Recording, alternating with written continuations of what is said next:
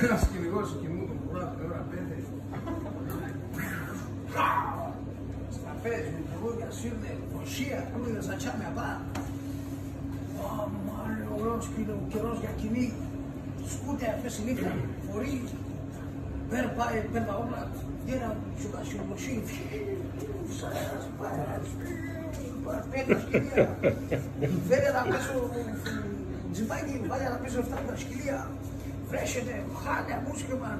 Μπαίνει να πέσω τζιμπάκι, να πάει στο βουνό, παμ, κουία, γεμάτα νερό, πιτσιλιές αυτά, γιουντουρού με σύνδε από πάνω. Τι το μαλακία είναι αυτά, να σκοτούμε μετά από τον καιρό. Γάμισε το ρε πούστη, σκόσουμε πάνω στο σπίτι. Πρόσχεται εκεί, ξαναδρούστε τα βρεσία αυτά, χαμός. Που κάποτε φτάνω στο σπίτι, βάλω τα σκυλιά με τη βρεσία πέσω.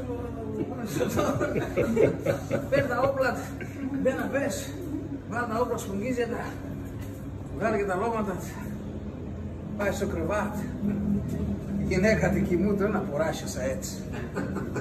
Πάει εδώ στο πίσω, βγάλει τα λώματα, σκόνει τον γεργάνι, κάνει τη σιγάρα της, πηγαίνεται να τα κάνει στο λεμόνι, φταίτε.